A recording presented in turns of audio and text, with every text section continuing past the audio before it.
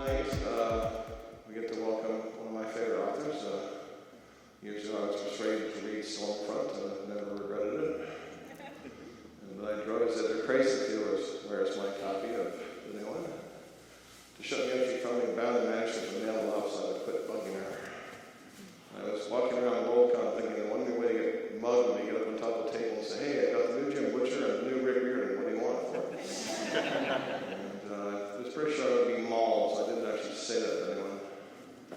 I got to read the Aeronauts. I can't even say that. The Cinder Spires book one, the Aeronauts Windlass, the Meat Grim, and I think my favorite's always going to be Raoul. Is it Raoul or Roll? Raoul. Probably my favorite talking cat or intelligent cat in a long time. But other than that, he said to start with his new book and talk about what you want. Please welcome Jim Butcher.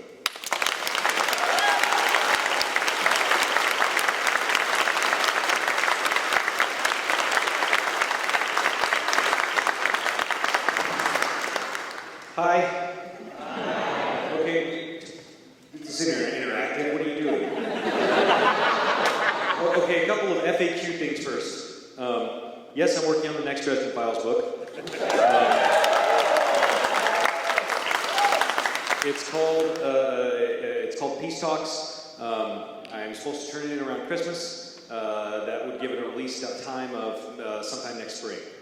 The plan after that is to do a book approximately every 6 months or so, kind of switching off between the new series and the Dresden Files. So there, now you know that. This year I've been trying some new things. I was an editor this year. I helped edit an anthology of short stories. I wrote a story for it. It's the Molly Ramirez team-up story. So for those of you who belong to that ship, go ahead and check that one out. It's going to be an anthology called Shadowed Souls. It was interesting being the person who was in the position of advising somebody else of how to make the story better, and I kind of dug it. It was neat. Although at one point I had not connected a pseudonym with a writer, and I fired off a critique and sent it in and hit send. And realized just as the mouse went click that I went, oh my gosh, I just told Nora Roberts to cut 10 pages from her story. Wow, I'm arrogant. Don't get me wrong, it was a really good story, it just didn't start till page 10. That was the only problem. I think the other editor was like, maybe you could cut 5 or 6 pages, Nora. Well, okay, well, pay attention to you, Carrie, maybe you know. But anyway, so that'll be out, I think that's coming out next spring as well. And I've got a short story coming out, a Harry Dresden short story in the Unbound anthology by Sean Speakman. So that's because I wanted to see what a wizard does on jury duty. And so I could not have not written jury duty, even had the correct number of letters for the title, so I had to do that.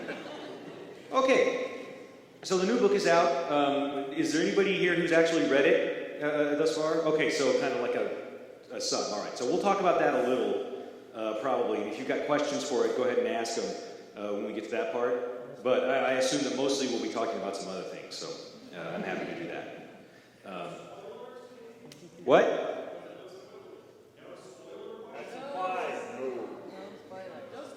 The book's been available since Tuesday. What is this? No spoilers. Oh my gosh. Killjoys. All right. But anyway, let's just do the question and answer thing like we always do because I feel awkward when we're not doing that. So I think there's a microphone right up there where you can ask questions. So if you want to, go ahead. Thank you, brave sir. Well, I already have a question sort of prepared. I noticed that whenever Dresden is saying, oh, mortals are super scary, he never mentions like the moon landing or anything like that. Are there supernatural people that can do spaceflight, or am I just thinking weird things? Are there supernatural people who can do spaceflight, or are you just thinking weird things? It would not be beyond the realm of possibility for a wizard to open open a way that gets them to the moon eventually. But on the other hand, there's not a whole lot of when you're a wizard, there's not a whole lot of reason to go to space when you can get pretty much anything you want here. I mean, space is mostly just space. And if they want some of that, they can always go to the Never Never and make whatever they want. You know, that's one of those things that the old powerful wizards have. Is most of them have a denizen in the Never Never where they can retreat to when they feel like. So, but anyway, yeah, going to space is like, okay, well that's cool and all, and you know it shows you your technology works and stuff like that. But you know the tangible benefits of it, not so much as far as wizards are concerned. So, I mean, it doesn't really impress them so much. Plus, they can't go there because they have to go on a rocket with computers and everything would break. So, just go on your stupid spaceships, all right? Once upon a time, you said that alternating between two different books helped you write both of them. Writing a new series, does that help you with writing Dresden Files and vice versa? Yeah, it does. Because by the time I get to the end of a Dresden Files book, I'm really sick of Harry Dresden and I just want to kill him. And sometimes I do. So it's fun to pick up a story with other characters in a different world. And I'm telling it in a very different storytelling mode because there's multiple viewpoint characters, and that gets to change everything about the way you write the story. It's a much more challenging form of writing the story. I think ultimately it has the most potential for creating really, really good drama, the multiple viewpoint character thing. But that's also another way of saying that I have a whole lot more rope with which I can hang myself. So it's much easier to make a mistake doing that kind of story, and you've really got to think about your approach very carefully when you're doing it that way. So by the time I get done with that, I'm just so tense from walking a tightrope that it's like, oh God, I'm so sick of these people and their multiple viewpoints. Let me get back to just a good, clean storytelling with one multiple viewpoint. Now I'm back in the saddle with Harry, and that's awesome. And so that's the kind of cycle that I have when I'm switching between works, which is probably, I think, going to be very, very good for me in the immediate future. Is going back to that pattern that I had while I was writing Alara. So. Hey, one thing I really enjoy in your books is what I think of as chess master moments. The moment where a character says to another, I know you're going to do this because of some particular threat, obligation, motivation, deal, bargain, whatever it may be. How do you keep all those interactions straight and make those moments happen and make sense? They're just kind of in my head, man. I don't know. As far as keeping them straight, I've got some beta readers that help me for when I slip on problems. Priscilla Spencer is one of the beta readers who has perhaps the greatest brain for continuity I've ever encountered. You know, she's the one who can tell you, no, this child is actually 2 years older than you think this child is because you said this in this book X number of years ago, and she remembers that. And I'll just be like, oh, okay, fine, the kid's 14, whatever. But yeah, I mean, but as far as the chess master moment, I don't know about that. I'm a very sloppy chess player, but no, really, I mean, like super aggressive, but really sloppy. So my opening game and middle game is strong, and my end game is terrible, and that's the way it works. I just, a lot of this stuff is stuff that I've had in mind for a long time, and I have the advantage of not having to figure it out as it's happening in the real world, because I know what that moment is going to be like down the road. And so my problem is not setting up that moment where several things come into a confluence. My problem is setting up the confluence so that that moment is believable and fun. I'm doing it backwards because I'm the writer, so I can cheat. Thanks. Sure. Hi, Jim. Hi. I don't wish you any ill will whatsoever. Okay. But if you were, say, to be hit by a bus tomorrow, is there a contingency plan to finish your series?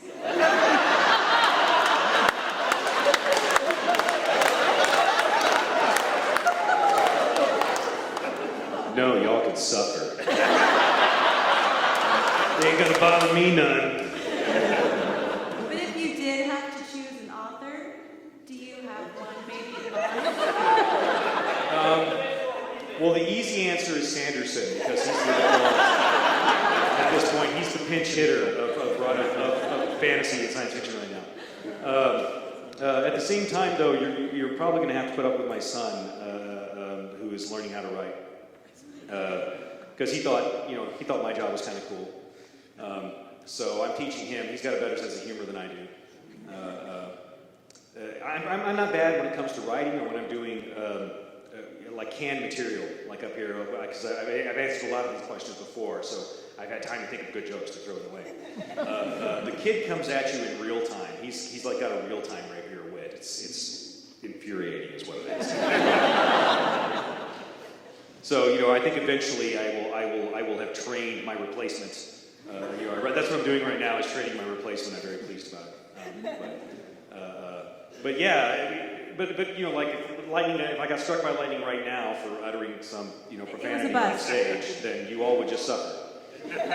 Which is kind of like what I like doing to you guys anyway. So I got to be consistent. I got to be who I am. I don't like torturing Harry Dresden. I like torturing you. Thank you. You're very welcome. Hello. Hey, Jim. I wanted to first thank you for doing the AMA on Reddit recently. Ask me anything? Okay, I'm sorry, I didn't hear you. For doing the what? The AMA on Reddit. Oh, right. Yeah, we asked a bunch of questions.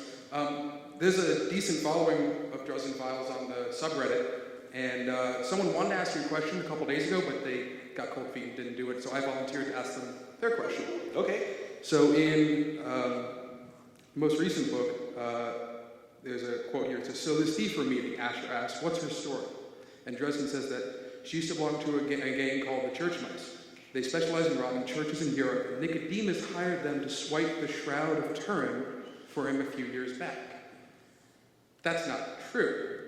Marcone hired them. So was that a really clever lie by Dresden? That's what he figured you were doing. No, it was. Was that how it worked out? They swiped it, and Nicodemus double-crossed them. Marcone went after the shroud because he knew it was in play. But I don't think he was the one that hired them, was he? No. Oh, okay. Okay. We all thought Yeah, Nicodemus hired him, and then instead of paying them off, he sliced the one guy to ribbons so that his flesh fell off of his body in little chunks, in little square chunks in Butters' first scene. Okay, thank you. Welcome. Hello. Hi, Jim. I have a question about time travel. So, in one of the earlier books, Harry is talking about the prohibited kinds of magic, and he mentions time travel, and it's never mentioned again. And in some later books, there are some events that could really be explained with temporal intervention. So the question is Harry going to break the biggest rule in the magical world and time travel in one of the later books? How dare you suggest such a thing, sir? The laws of magic are there for a reason. And that reason is so that Harry can break every one of them before the series is over. I mean, no, I'm sure it'll never happen. He's not that audacious. He's not that arrogant. It'll never happen. Never. Sure. You can trust me. Look at me. Poker face. Poker face. Okay, next. Good evening, Jim. Hello. Mavra was a huge character in the very early part of the series, and then has disappeared for a while. Are we going to be seeing what's up with her anytime soon? Yeah, actually, we'll see a little bit more. We might see some Blackport again in the next book. We're definitely not done with it. It's just that she's been laying low, and when you're an animated corpse that is doomed to walk the earth for all eternity, taking a few years off is not a big deal. So, Great, thank you. welcome. Hello. Hello. Actually, with that guy's last question about who hired who and stuff like that made me think I actually told James Marsters about a really big mess up he had in one of the audiobooks where he got the direction that Merle was grabbing Harry by the neck or something like that. But my question was, I'm actually working on my first novel, and I thought it was going to be a one and done, and then I got to the last bit, and I was like, hey, there's not really good ending here, and it looks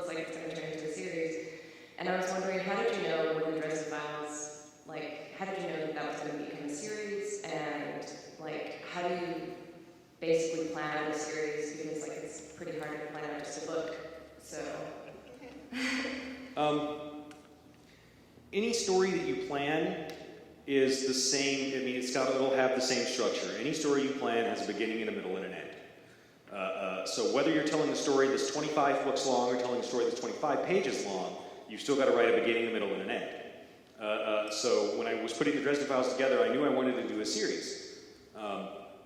So I put together what that series would kind of look like, on a story arc, from the beginning to the middle to the end. And then I took each event from that story and then broke it down into its own littler story with a beginning, a middle, and an end, and so on. I knew I wanted it to be a series pretty much from the moment I was designing it, because I thought that seemed like a good way to be able to make a living. If I could sell it and it would be a series, then that would be something that I would have a regular job, and that was my goal. I wanted to be able to make enough money to support my family. I got to the point where I had written the first couple of chapters of Stormfront, and my writing teacher read it and said, "Well, you did it." And I'm like, "What do you mean?" She says, "You did it. You'll sell this. I don't know if it'll be the first thing you sell, but you'll be able to sell this." And she says, "So you need to go plan out the rest of it." And she was talking about the rest of the novel. But I came in the next day with an outline for a 20 or 21 book long series with a big old apocalyptic trilogy at the end. And all these things are going to happen. It'll start right here, and it'll build up like this, and it'll end up here, and right here in the middle will be a bit where he solves his own murder. And what do you think?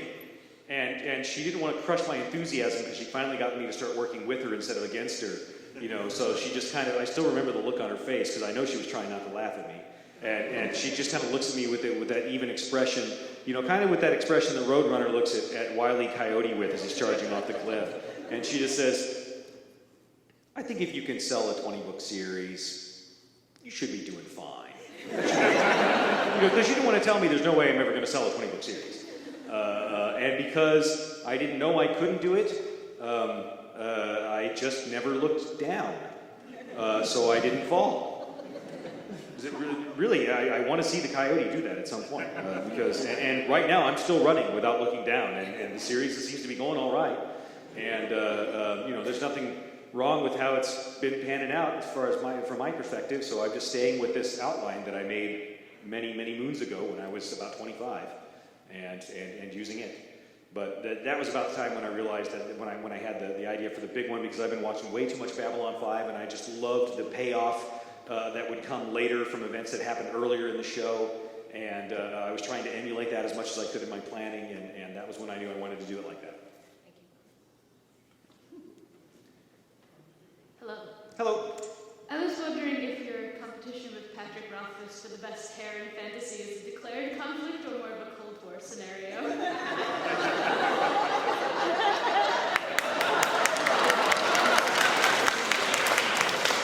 Okay, first of all, Patrick Rothfuss is evil and must be destroyed. Let's lay that. That's a fact. Okay, you can't really dispute that. In the second place, it's an issue of his beard versus my hair. All right, and I want to point out that only one of those contenders does not have crumbs in it.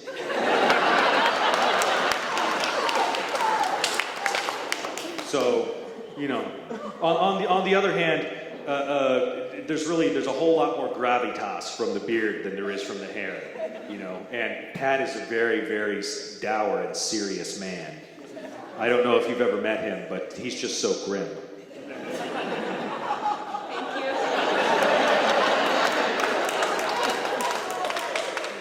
No, he's a ridiculous nerd. If he lived closer to me, I would be inviting him to my D&D game every week. I mean, he's a good guy. But yeah. Hello, sir. Hello. I have a question in regards to how he combat situations in Dresden Files, actually. Okay. With all the firefights and all the chases he gets into, how come he's never thought of doing an apparatum, opening a way to block bullets or spells coming at him, or just opening it, let a monster charge in and closing it after him? He's done that when he's had some rock falling on him before. But the problem with doing that is one, it's hard and takes a lot of energy, so there's usually a more efficient way to do something about it. The other is that whatever's charging through could always potentially, get back out again. And the other problem is that what if he opens it onto the part of the Never Never that's filled with chlorine gas. You know, I mean, there's you don't really know what's on the other side until you open the door and look. And so, you know, sometimes it's going to be, you know, surprise, Narnia, and you know, at other times it's just going to be boom, like that, you know. It's going to be, you know, your jokey Smurf moment. But that's the main reason.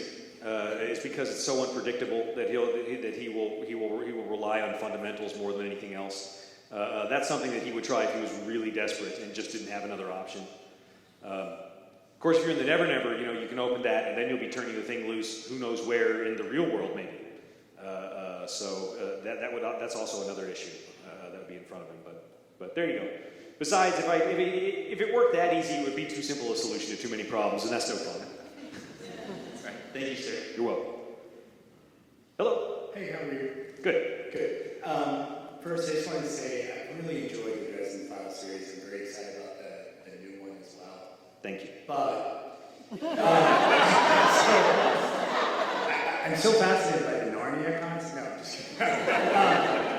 I really enjoyed the Codex Alera a lot. I thought it was wonderful. Do you ever envision yourself going back and either expanding it, either before or after, just kind of revisiting that world?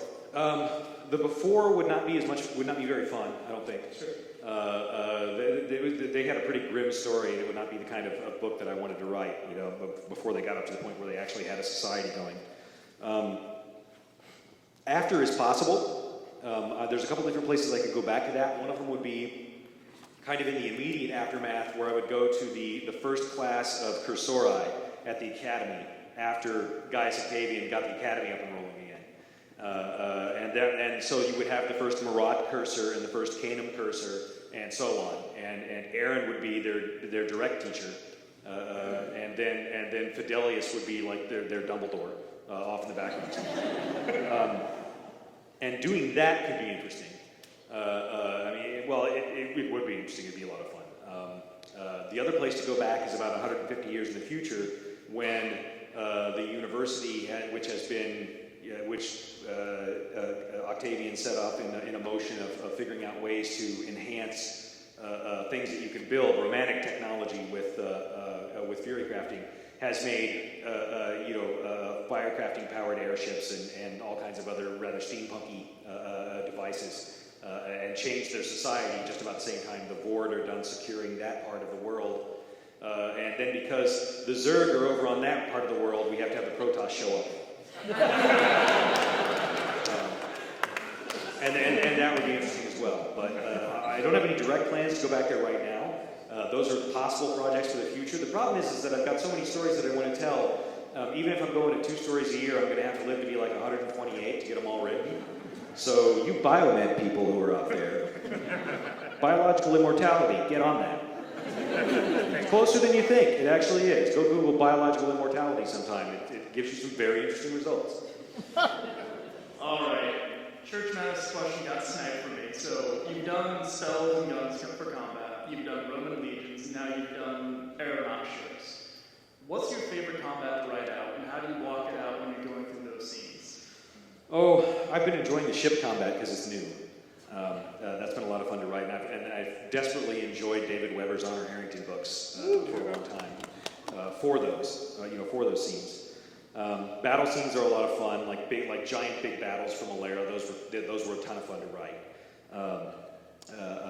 Harry does all tactical level stuff. He very rarely gets involved in giant conflicts.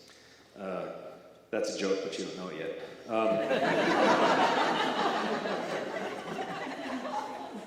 But anyway, I don't know about my favorite. My favorite is writing the moments, the human moments that come in between the huge clashy action scenes, or just before them, or just after them. I think that's what I really enjoy the most. But as far as writing, I haven't got to do space stuff yet, and I still got to do science fiction so I can have pew pew. Because who doesn't want to have some pew pew in their life at some point? That might be something for the future. I've got a good idea for a science fiction Camelot that I think would be fun. And I also still want to do more epic Swords and Horses fantasy, because that's my first love. And so eventually I'm still going to get back to my epic fantasy epic. And eventually that will get done. So, yes. Oh, this is real tall. You actually almost answered my question about the Codex Alera series. I have a bet ready. How do you pronounce Tavi, or Tavi's name? It's for the most part it's Tavi or Tavi. That's what I hear anyway. I mean, I write it in my head. It's Tavi. In my head, it's Tavi. Okay. Because if it was pronounced Tavi, then it would be too easy to recognize it as Octavian, and that would give away the surprise. Because it was so stealthy. I was much more clever when I was like in my 20s than I am now. I'm less clever. Thank you. You're welcome. Hi. Hello. How do you distance yourself from the words that you've written enough to edit them effectively? You have to understand that there's lots more words than those where they came from.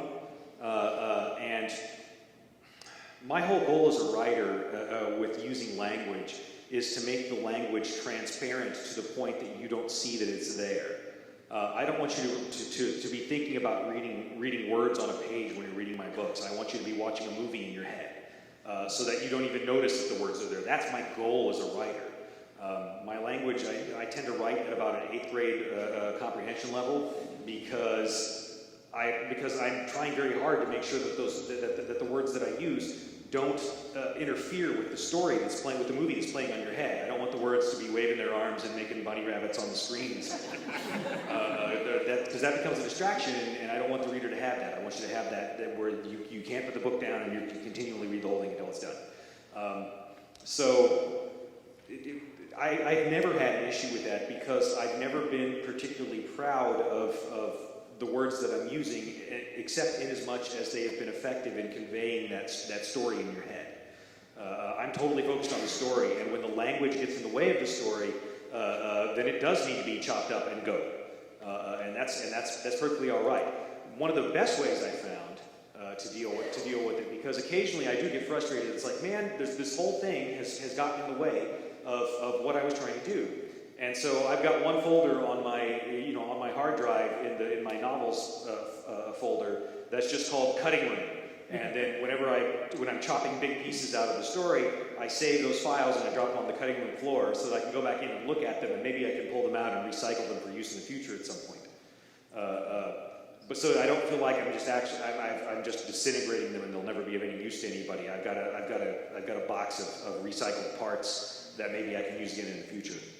But the idea is to understand that the words aren't necessarily terribly important. It's that feeling and that story that you're creating in the reader's mind that's important. And when the words get in the way of that, they need to go. Thank you. Sure. So you've put out stuff in different media before, other than just books. You put out a TV show and a tabletop game, fantastic by the way. Have you ever considered doing something along the lines of what Telltale did with the Fable series, putting out a video game?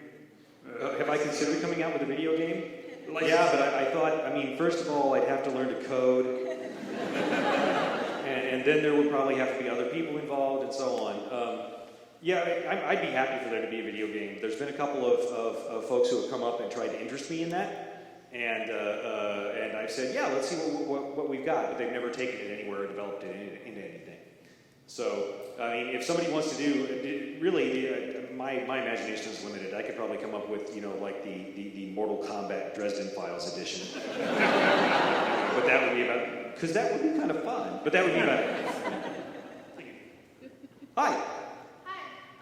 So I read the Aeronaut last Friday, but I was just kind of wondering if you could clarify how you kind of situated the world, because you talk about surface creatures, but then there's like they're flying ships in the air and they see the sun and stuff, and so where are the spires kind of at? Okay. The silk weavers actually they weave. This is how you get silk weaver silk. Is they sort of weave these giant interwoven sails out of silk, and are actually airborne most of the time and flying around. And as you get close to the edges of the sails, the silk gets older and staler, and that's where you can go in and harvest it when it's not still alive. because the silk weavers generally don't care if you go and snip off the parts of the web that are dead and carry them away, and then use them for sails and whatnot back there. On the other hand, if they're A, hungry, or B, you choose the wrong part of the web to go after, they'll come at you to kill you, which is why ether silk is so expensive, because people keep dying when they try to go get some. And you can't domesticate them. And the only place to get them is to go out in the wild where there's giant silk weaver colonies, floating around and harvesting it there. Okay, cool. Thank you. You're very welcome. Hello. Quick question, why doorknobs? Why doorknobs? Because from the time I was, in the first house that we rented, the front door had a doorknob that was, it was tricky, okay? It was clever, it was crafty. And for some reason, I was the only one in the family, or the only one who came over, who had issues opening the doorknob. I don't know if I was turning it the wrong direction, than everybody else did or what, but sometimes the door would open and sometimes it wouldn't. But I would usually, not be slowing down, like that. And so I would occasionally, get bruises on my cheek or cuts on myself because I hadn't handled the new doorknob technology sufficiently well. So as I was thinking of stuff for the etherealists, that was the first thing I thought of for Ferris. Was the doorknob. What if all doorknobs were that evil? Oh man, that would make life so uncertain. And so that's what I handed to Master Ferris, whom you were cosplaying very brilliantly, by the way. Quality sensor love. Oh, so that was why. The story behind that is I'm an idiot. Thank you. You're welcome. Hey. You have started science fiction novel you didn't finish. What happens? I'm sorry, I didn't understand the question. You have started writing science fiction novel. Yes. What happens with this? Have a chance to read it? Yeah, I wrote the first quarter of it. It's Men in Black on the moon, a couple of centuries in the future. We went out and we established a bunch of orbital power collectors and a bunch of stations at the Lagrange points and a moon colony, and then it was doing all kinds of important stuff, and then they got sort of sick of taking orders from all these people who had no idea the kind of problems they have to deal with on a daily basis, and so basically everybody seceded, everybody that was living in space seceded from Earth. And when the Earth tried to argue with them about it, they took one of the solar power collectors and wrote, "Don't tread on me" in letters 5 miles high across the Gobi Desert. And then they named themselves the United System. And that was mostly so that I could have a bunch of heroes that were called U.S. Marshals. So the United System is kind of existing, and the Marshals are the only ones who know about the aliens. The aliens have declared we're on the receiving end of the Prime Directive. So when people find out about it, because occasionally they do, they're like, "So you mean we're some kind of galactic park?" And well, it's more like a game preserve. Because when contact is outlawed, only outlaws make contact. And so any of the aliens who show up are basically some kind of trouble because they're political refugees, they're smugglers, there's this huge illicit trade in chocolate, which is regarded as a dangerous drug in the rest of the galaxy. They're religious fanatics or teenagers that are here to prank us. It's all trouble, and the only people to deal with them are the Marshals, and so that's their job. And only once in a while do you really get a truly dangerous alien, and the dangerous aliens are called Grendels. And so there's Grendel 1, Grendel 2, Grendel 3, and that they show up about once every 20 years or so. And this is the story about how the next Grendel shows up, who's a huge threat to the entire world. And so that was the story. I actually wrote about half of that one. I left it off with my hero having just ejected from his ship that was in it, and he's now hanging outside his ship, whose reactor's about to go off, He's in a decaying orbit. There's a solar flare coming on, and he's been there for like 10 years. But anyway, so that's basically the story. I mean, it's cheesy space opera, but I tried to at least incorporate a little bit of like real physics into it for the sake, so I was able to figure out. I sat down with a martial arts expert and figured out, well, how do we do martial arts in zero gravity? Oh, well, martial arts in zero gravity, punching and kicking people is almost useless there because you're going to have the power of everything and just push yourself away from them. So it's got to be all grappling. It's like, yeah, right, we're grappling art. So we just developed a martial art called Z-Jitsu for zero gravity. But when you go to low gravity, it's different because when you're in low gravity, you still have the mass, but you've got all these other options, and you can do the high kicks and the flying kung fu things just amazingly well in lunar gravity. So we've got L-Jitsu for low gravity. But that was basically what it was about, and I really do intend to write it one of these days. So are you going to finish it? I don't know. I've got all these other... My editor keeps saying something about my contracts and something about deadlines. I don't know. I figure I better get some of that work done first before I start on new fun projects. So, hello. Hello.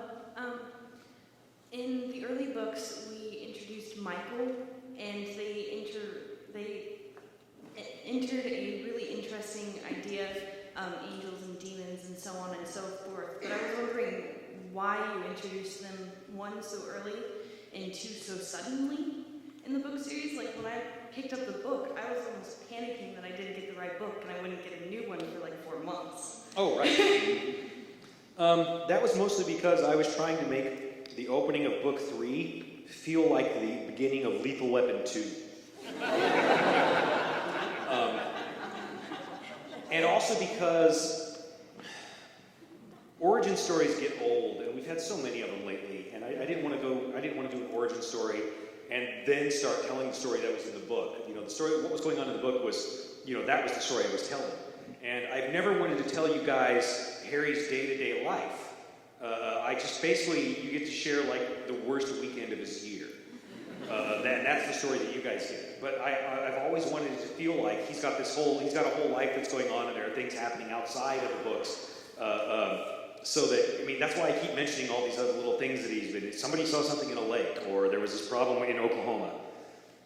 So that there's more of a feeling of a whole world happening instead of just this one part that we're seeing. So that was kind of why, it was in keeping with that I just sort of brought Michael in suddenly. That said, why do it so early? It seemed like it was time for it. I wanted a paladin. Paladins don't get done well a lot of the time, and I think I had just gotten done. Well, no, I had read that a few years before, but I was really impressed with the Sheep Farmer's Daughter series by Elizabeth Moon, which is one of the better sets of paladin books that's out there. It's really cool. And so I was like, oh wait, I need that for this. So I went out and grabbed it. And plus, I wanted Harry to be able to take on an entire, giant party full of vampires. And, clearly he needed an awesome paladin to help him with that. That seemed obvious. But that was why I brought it in. And plus, I was setting it up for I was setting up book 5 in that book because you've got Awesome Paladin, but now we've got the Awesome Paladin's opposite numbers coming in book 5 with the Denarians. And that way, once you've got Michael there, then you believe, oh, wait a minute, if we've got a white knight, there's got to be a black knight too. And that was one of the things that I was doing to lay things out for the future, because I'm obsessive about that. So, Thank you. You're very welcome. Hello. Hi. First, I wanted to thank you for coming to Seattle. I'm really glad that you decided to come to our city. Oh, thank you very much. Thank you. And then I wanted to also thank you. I do have a question, but I also wanted to thank you for having James Marsters re-record Ghost Story. Oh, okay. That wasn't me. That was Audible. I heard about it. It was like, yes. Yes. Yeah, But it was Audible and it was James because so many fans were asking me to do it. So. Yeah. I'm so glad it's done. So my question is, do you have any characters that are also clamoring for you to write a story about them, like Thomas or McCoy or Murphy? I mean, I've done several short stories. I just got done with a short story for that anthology that I was talking about earlier. Yeah. And it's the one with Molly Ramirez. And it's Molly's first job as the Winter Lady, so you get to see what her job actually is in the Winter Court, what her function is. When she was buried in ice for a couple weeks. Yeah, and poor Ramirez, man. That's gonna haunt me. And I mean, I'm sorry, I don't want to spoil anything for you. And let's see, right now I'm writing a Butters short story. That is, I'm having fun with that one. It's Butters' first mission is a night, and he's out doing cardio. He's hooked up with a bungee cord to a bike, and Michael's riding the bike and randomly hitting the brakes and bobbing and weaving so that he can't fall into a rhythm while he's running. And the Butters kind of stops, and Michael's like, what? And he's like, Butters says, do you see that? Michael's like, see what? Over there, the bum asleep on the bench. Do you see that? I don't see anything. What do you see? There's a giant yellow exclamation point floating over his head. And Michael's never played WoW, so he doesn't know what's going on. So they've got to figure out, and then Michael's like, oh, that's the call. Well, what do you mean the call? It's the call. Go. It's the call to the quest, obviously. That's what that means. Butters, Knight of WoW. But yeah, and there's a couple of different characters that I could see doing spin-off series for. That would be really cool and fun after the Dresden Files is over. And there's also I still want to do the young adult series with Maggie going off to school with Mouse. And kind of, because she'll go off to St. Mark's Academy of the Gifted and Talented, smagged. If it was resourceful and talented, it would have been smart, but instead it's smagged. And but along with a bunch of other supernatural kids, and there's this pantheon of bad guys that when you're an adult, once you're a grown-up, you forget, and that you can't interact with them when you're not aware of them. So it's only the kids have to deal with it themselves. So it would be my take on Hogwarts. And poor Maggie's really messed up because she had all this early trauma, and she's got serious anxiety issues. She has anxiety issues with dealing with people. She's got claustrophobia. She's got agoraphobia. She really needs Mouse with her to be her service dog, except when everyone's screaming and everything's on fire, at which point she's perfectly fine. Because that seems kind of normal to the daughter of Harry Dresden. But that's a series that I want to write. That would be a lot of fun. And plus, I think it would be really good because the people who love Dresden Files could actually share that with their kids and say it's like in the same world. And then when you grow up, you can read more Harry Dresden, and the books will stay on the shelves longer. Because, come on, there's a little mercenary in my soul. Not as much as I wish there was, but there's a little mercenary in there that I got to think about that for the future. But there you go. There's other stories. Thomas would be fun to write, but that would have to be one of those books at the beginning that I wrote. Listen, if you don't like reading sex, don't read this book. I would have to do that for him. So. Excellent. Thank you very much. Very welcome. Hello. You actually answered one of the questions I had that I wasn't going to ask just now, but about the Maggie and Mouse. That's brilliant. I'm so happy that you're planning on actually doing that. The question I had was it's a combination of a soul gaze and white court question. So Thomas and Harry soul gaze. Maybe I'm not understanding exactly what all the ramifications are for being able to soul gaze someone, but the white court, or at least Thomas, is not human enough to cause the old gods and demons per backup to be able to come into the world, his knowledge of them. So it's kind of a question of how human do you have to be? How does the soul gaze work with the white court and all that? Okay, you've made an assumption in backup. It's not that he's not human. It's what causes. It's not that he's not human that he doesn't. The forgotten ones are not coming back. It's not because he's not human. It's because there's only a few people who are aware of them, so the connection is very tenuous. And also because the people who are fighting in the Oblivion War are basically they go to great lengths to make sure they stay ignorant, Thomas goes to, the length that Thomas goes to make sure he stays ignorant is he just never does his homework, and he likes to not think about it.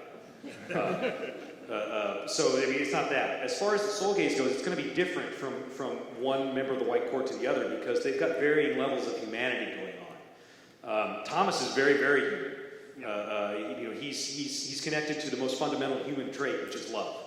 And as long as you're doing that, I mean, you're still very. I mean, like what Mab when Mab says that if Harry died, that she would have gone to Thomas. To talk to him about being the knight, and Harry was like, she's not even human, and she's like, Mab says he's in love, he's human enough for me. So that would have been, that would have been a possibility. If you get over to some of the more psychotic White Court people, or some of the more jaded ones, like Papa Wraith, he doesn't come off as very human, and he would look very different under a soul gaze. Thomas is also somebody who was continually struggling against his base nature. He's struggling against the hunger. I mean, and that's why he was presented in this moment of strength for the soul gaze. Other vampires are perfectly content with that. Lara has no problem with her hunger at all. I mean, she's integrated with it in much the same way that Nicodemus is integrated with Anduriel. So it'll be different from vampire to vampire. Okay. Hi. Hi. So I was just wondering, I think most people are familiar with the story that you came up with, Hilaria, because it was a combination of Lost Roman Legion and Pokemon. I wanted to know, first of all, is that true? And second of all, how do you kind of go from a random idea and turn it into a coherent, enjoyable story? Okay. In the first place, it wasn't an idea as much as it was a bet that I was trying to prove another guy was wrong. Set the Wayback Machine for about 1998, and Del Rey is running the online writers workshop, where a bunch of people who aren't published get together to share short stories, critique each other's work, and talk about the craft and the art of writing.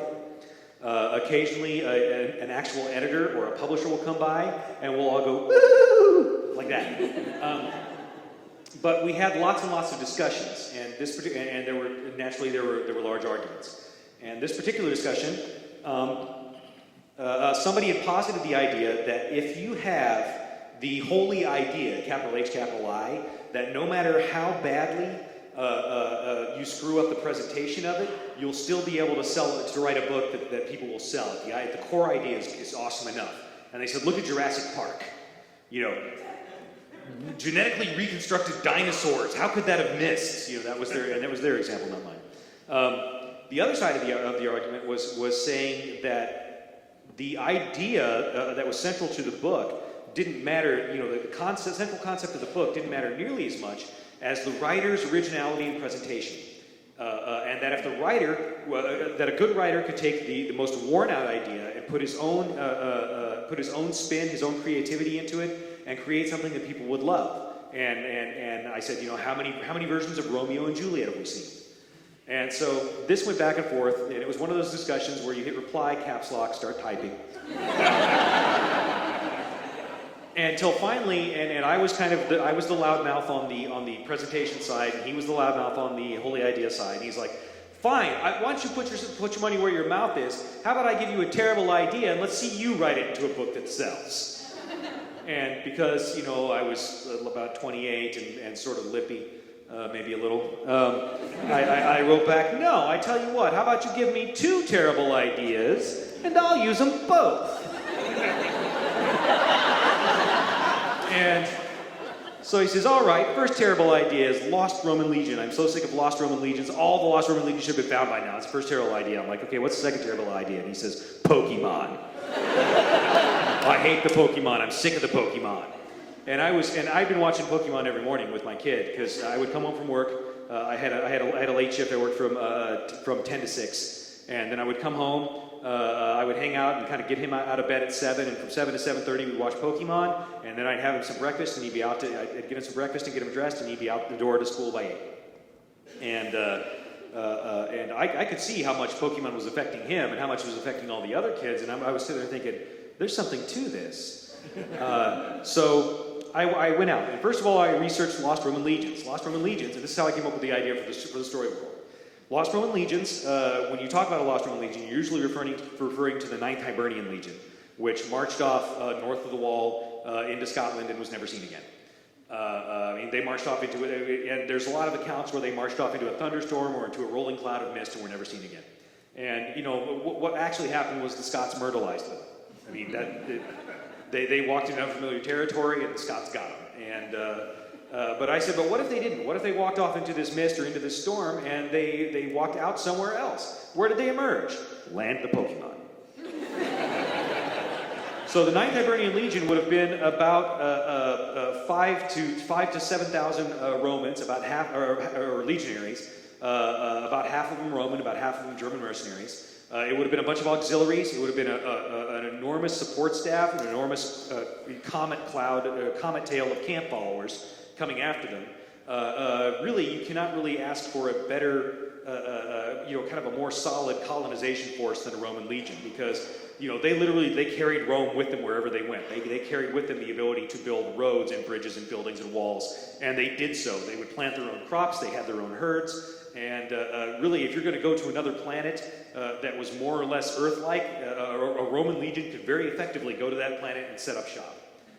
So that was like, okay, that's what happened. And then I went and looked at Pokemon. And the idea of Pokemon is itself a combination of two ideas, which is the idea of kami from the Shinto religion, where you believe that there's a divine spirit inside of all natural objects. So a mountain has a divine spirit, an ancient tree has a divine spirit, a stream has a divine spirit, so does a river and an ocean.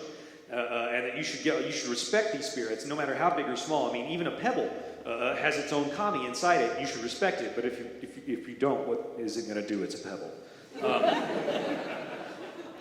But they took that idea and they fused it with professional wrestling, and that's where Pokemon came from. So I said, okay, let's take these kami. I need to call them something else, though. I got to call them something. And in the background, I was watching Big Trouble in Little China, and in the background, it had just gotten to the part of the dialogue where Egg Chen says, all movement in the universe is caused by tension between positive and negative furies. And I went, ooh, furies. It's even Greco-Roman. And lest you think I'm not a Big Trouble in Little China fan. Okay. This was actually a gift from a reader last night in San Francisco. They brought me a Big Trouble in Little China shirt. I'm like, I'm so wearing that to Seattle. So, step up your game, Seattle.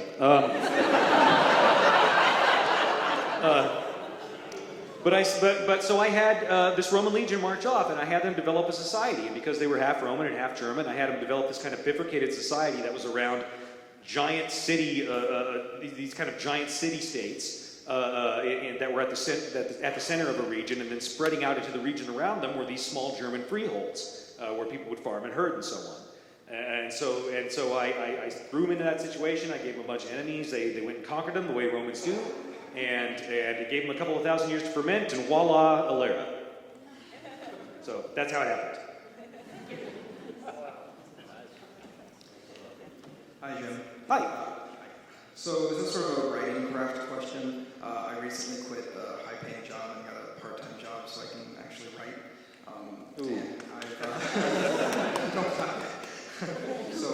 I've read your live journal a dozen times. I've looked on YouTube for every video, for every little hint and speck of anything you said about the writing craft.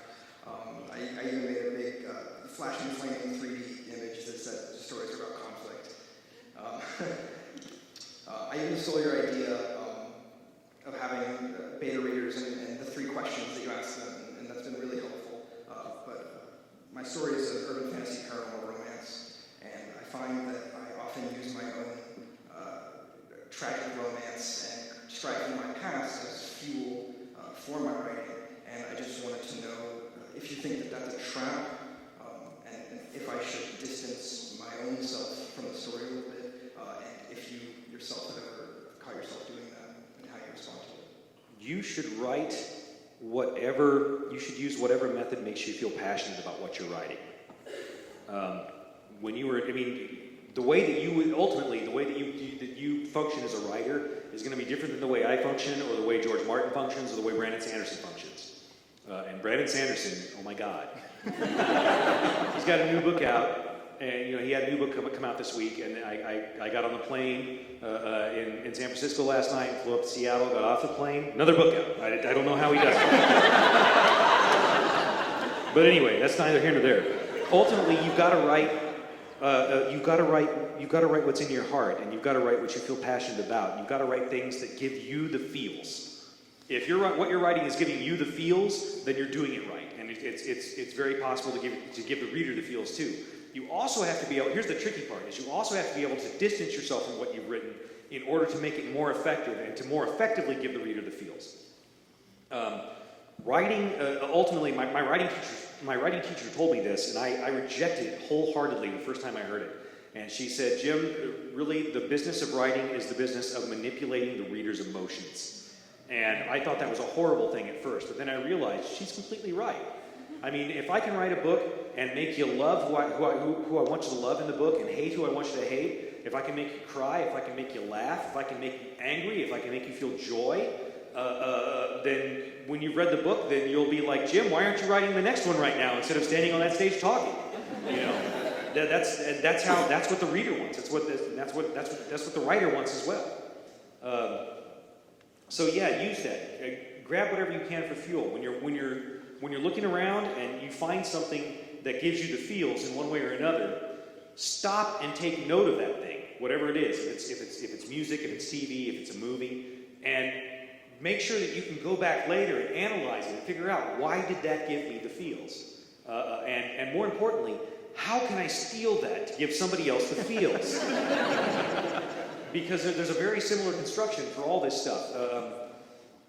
Ultimately, I think the most successful writers are successful because they've learned a lot about human nature. And they've learned a lot about how people think, about how people reach conclusions, so that they can write characters that are believable and feel viable and real. Go out and do things that, subject yourself to experiences that make you feel emotion. Go out to the country, away from lights and cities, and sit down around sundown and just sit there in the woods while the dark comes on and see what kind of feels that gives you, because that is friggin' creepy. Actually, wait, don't necessarily do that around here. There could be a Bigfoot issue. I've been reading a lot of David Paulides lately, so I'm having my recurring Bigfoot nightmares again. It's awesome. But anyway, there's no right or wrong. The right way to do it is the way that makes you feel passionate and good about what it is you're writing. The way that gives you the feels. That's the right way. Thank you. Welcome. Hello. Hello.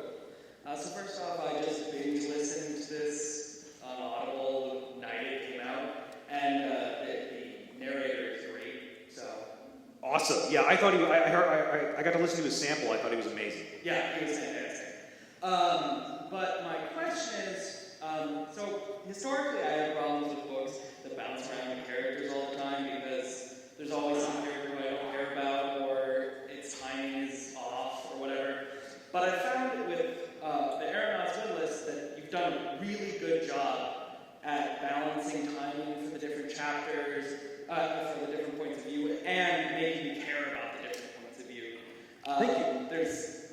There wasn't a character that I didn't want to know what they were thinking. And so my question is, how did you go about planning that out? Did you just wing it, or was there... Well, I mean, that's kind of you're asking a question of something that I think is kind of a more of a holistic experience. I've been telling stories a while. And so I'm just trying to find good ways to tell the stories for all these different people who are very different characters than what I normally write. So I've got to find a way to tell a story that is interesting for Gwen or for Bridget. Poor Bridget is basically just an introvert who wants to stay home and work in her dad's shop, and instead has to go on an adventure. She's like Bilbo with a cat. But yeah, I mean that's just a matter of kind of experience and of kind of learning the balance that it takes to keep somebody interested within a character, and yet still still finding out new things, still getting enough of that character's information to be able to identify and empathize with them later in the book while not slowing the plot down too much. But again, that's just a balancing act, and if you practice it a lot, you get better at it. Yeah. What time is it, somebody? 8:10. 8:10. Okay, we're going to do one more question, then we'll start to get some books signed. So, really simple question. So, I have a hard time visualizing with minimal description, you know, the book. So, what exactly does the spire actually look like? Because the picture that it gives in the book doesn't really provide like much of a description, and the description that was given in the book by one character is really much, like 10 miles high or 2 miles wide. What does it actually look like? No, it's not 10 miles high. It's 2 miles high and 2 miles across, and it's a board cube. I mean, it's an enormous cube. It's 2 miles on a side, and then each floor, there's about 50 feet of space in each floor for each havel, and each floor is called a havel. And so that's what the spires look like. Thank you. You're very welcome. Ladies and gentlemen, thank you very much for putting up with me for an hour. And we'll get you some books now.